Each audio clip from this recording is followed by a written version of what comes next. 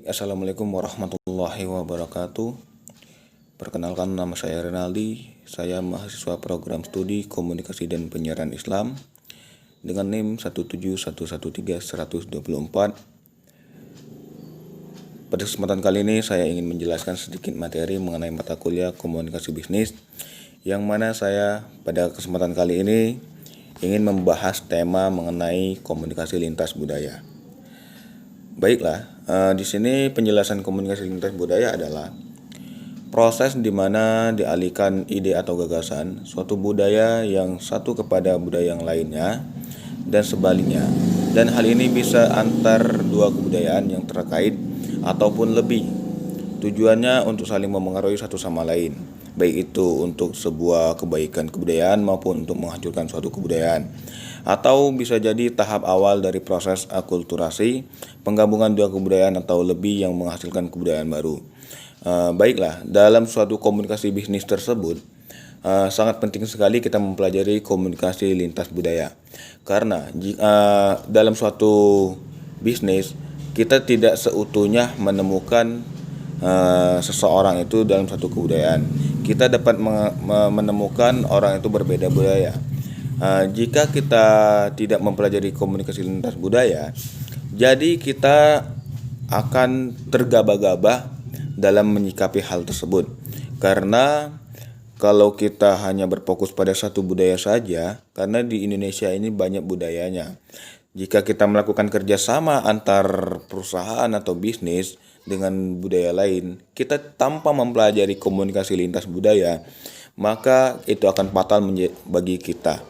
Karena mempelajari komunikasi lintas budaya tidak semudah yang kita bayangkan.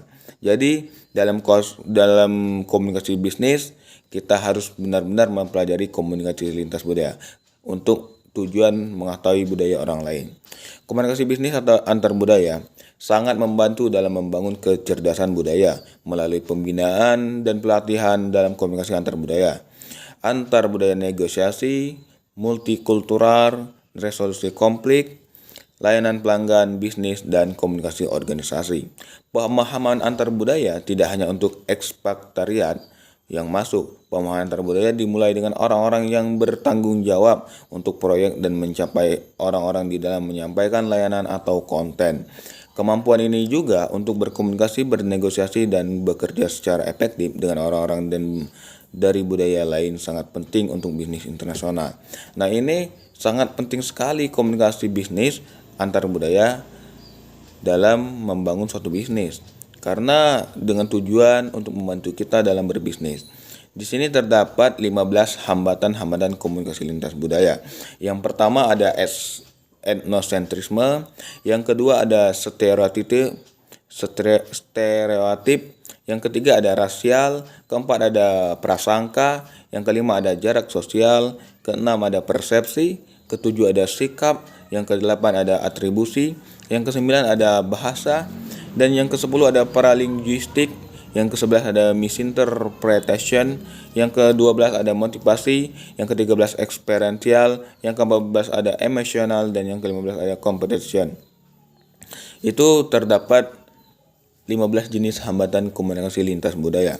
Kemudian adalah letak perbedaan antara komunikasi antar budaya dan lintas budaya adalah di mana komunikasi lintas budaya merupakan gagasan pokok komunikasi, di mana suatu kajian bidang ilmu komunikasi yang lebih menekankan pada perbandingan pola-pola komunikasi antar kebudayaan lain. Contohnya, gaya komunikasi orang Indonesia dan Inggris. Komunikasi antar budaya adalah proses tukar pikiran antar pribadi yang dilakukan oleh pribadi-pribadi dalam suku bangsa yang sama. Perbedaannya terletak pada gaya komunikasinya. Misalkan orang Indonesia ngomongnya lembut, kemudian orang Inggris ngomongnya kasar, itu terjadi letak perbedaan komunikasi antar budaya dan lintas budaya. Jadi dapat saya simpulkan bahwa komunikasi lintas budaya ini sangat penting sekali dalam komunikasi bisnis, karena dapat dikatakanlah dari 100 sekian persen tersebut, 99% adalah keberhasilan dari komunikasi lintas budaya dalam membangun suatu bisnis.